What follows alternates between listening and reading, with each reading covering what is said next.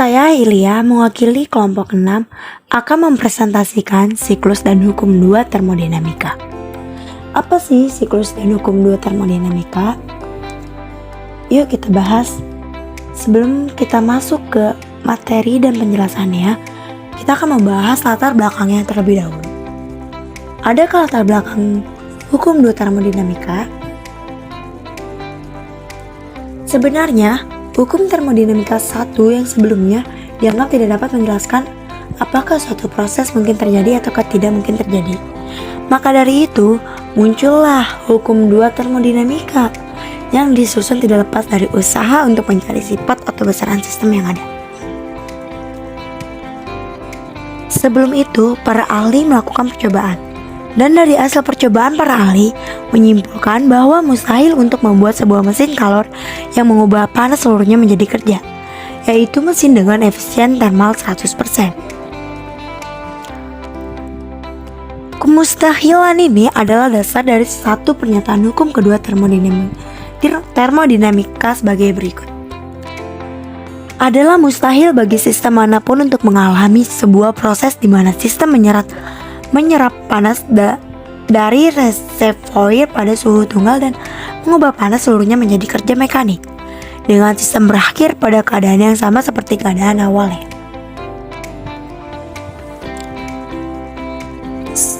Dan kita masuk ke materinya. Siklus termodinamika. Apa sih siklus termodinamika? Siklus termodinamika adalah serangkaian proses termodinamika yang dimulai dari suatu keadaan awal dan berakhir pada keadaan yang sama dengan keadaan awalnya. Agar dapat melakukan usaha terus-menerus, suatu sistem harus bekerja dalam satu siklus. Ada dua macam siklus, yaitu siklus reversible atau siklus yang dapat balik, dan irreversible atau siklus yang tidak dapat balik. Siklus termodinamika juga dapat diartikan sebagai serangkaian proses termodinamika mentransfer panas dan kerja dalam berbagai keadaan, seperti tekanan, temperatur, dan keadaan lainnya. Siklus termodinamika juga memiliki jenis-jenis. Apa sih jenis-jenis siklus? Jenis-jenis siklus termodinamika ada dua. Yang pertama siklus Brayton dan yang kedua siklus Carnot. Dalam termodinamika 2, siklus yang dipakai adalah siklus Carnot ini. Yuk kita bahas. Siklus Brayton memiliki fungsi sebagai atau menggambarkan bagaimana turbin gas dapat beroperasi. Siklus ini untuk mengekstrak energi dari udara dan bahan bakar yang mengalir. Sedangkan siklus Carnot adalah terdapat dua proses di dalamnya, yakni isotermal dan adiabatik. Elemen yang bekerja adalah udara di dalam silinder tempat piston bergerak. Selanjutnya, dalam hukum termodinamika 2 ada mesin kalor. Karakteristik mesin kalor Carnot atau yang dilambangkan dengan N seperti ini, yaitu perbandingan antara usaha yang dilakukan dengan kalor yang diserap. Efisien suatu mesin kalor jenis apapun selalu lebih kecil dari efisien mesin ideal atau mesin Carnot. Di sini terdapat rumusnya. N di sini adalah efisien mesin kalor. Dan QR di sini adalah kalor yang dibuang pada reservoir rendah. Dan W di sini adalah usaha. Dan kita di sini kalor yang diserap pada reservoir tinggi. QR per KT bisa diartikan dengan TR per TT. Oke, selanjutnya kita akan membahas hukum 2 termodinamikanya. Apa sih hukum 2 termodinamika?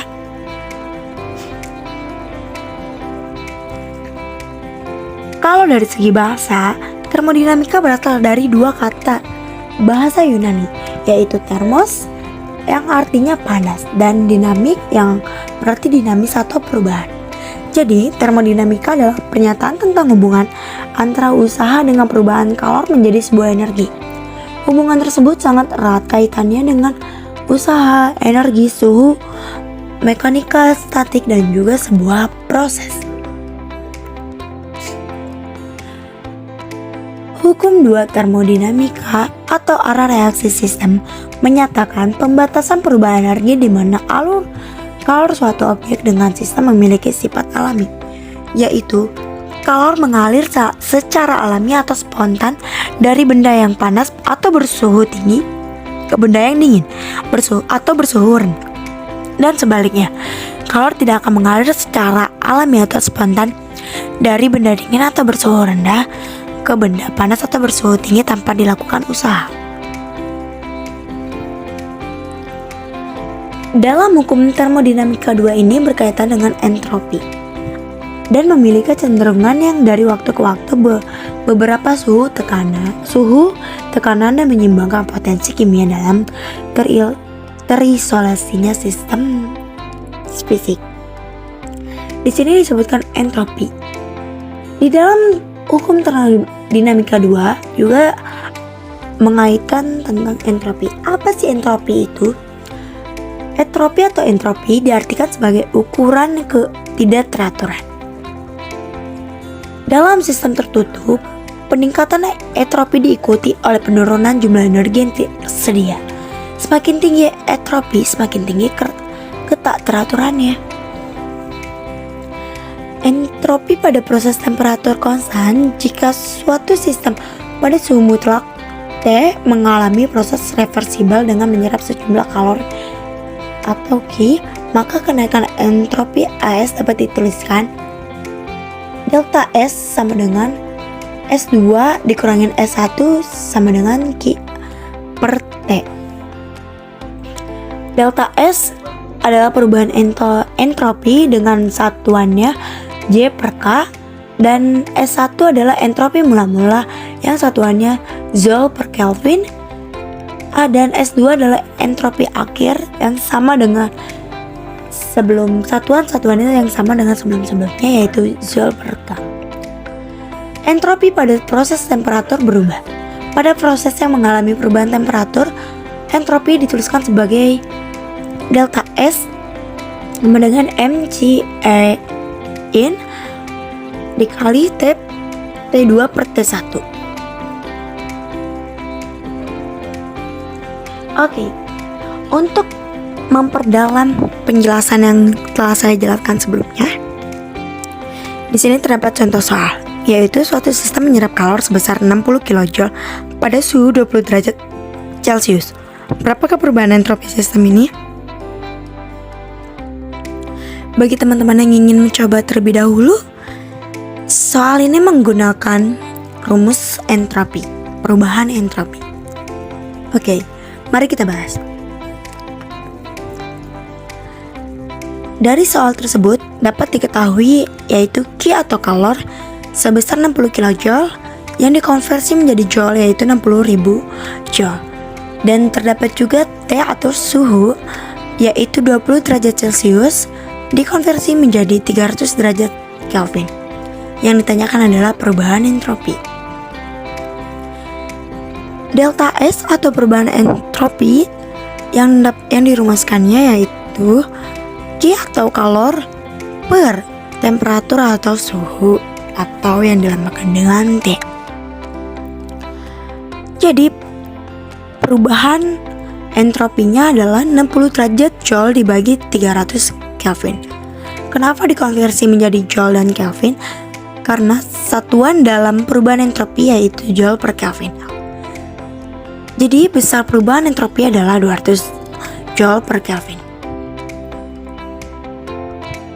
Oke, untuk agar lebih paham lagi, di sana ada contoh soal yang kedua, yaitu suatu mesin memiliki suhu reservoir tinggi 400 derajat Celcius dan suhu reservoir rendah 70 derajat Celcius. Hitunglah efisien mesin tersebut. Begitu teman-teman yang ingin mencoba terlebih dahulu lagi, soal ini menggunakan rumus mesin kalor. Oke, mari kita bahas. Dari soal tersebut dapat diketahui T TT atau temperatur tinggi yaitu 400 derajat Celcius yang dikonversi menjadi 673 derajat Kelvin. Dan TR atau temperatur rendah sebesar 70 derajat Celcius yang dikonversi menjadi 343 Kelvin. Dari soal tersebut yang dapat ditanyakan adalah N atau efisien mesin. Efisien mesin yang dirumuskan dengan 1 per temperatur rendah dibagi temperatur tinggi dikali 100%. Jadi 1 dikurangin 343 per 673 dikali 100%.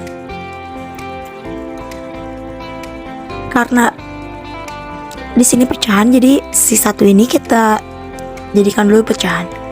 Sesuai dengan penyebutnya itu 673. Jadi 673 per 673 dikurangi 343 per 673. Jadi 673 dikurangi 343. Jadi hasilnya 330 dibagi 673 dikali 100%. Jadi efisien mesin sebesar 49%. Oke, jadi kesimpulan dari pembahasan siklus dan hukum termodinamika 2 ini adalah termodinamika merupakan proses dalam perpindahan energi panas. Ia memiliki besaran yang bernama entropi dengan transformasi energi yang berada di dalamnya. Begitu pula dengan siklusnya yang terdiri dari elemen dan proses yang dapat diterapkan pada industri tertentu. Oke, sekian dan terima kasih. Semoga apa yang telah saya jelaskan dapat bermanfaat dan semoga kamu bisa mendapatkan ilmu yang lebih bermanfaat dari presentasi ini. Semangat selalu!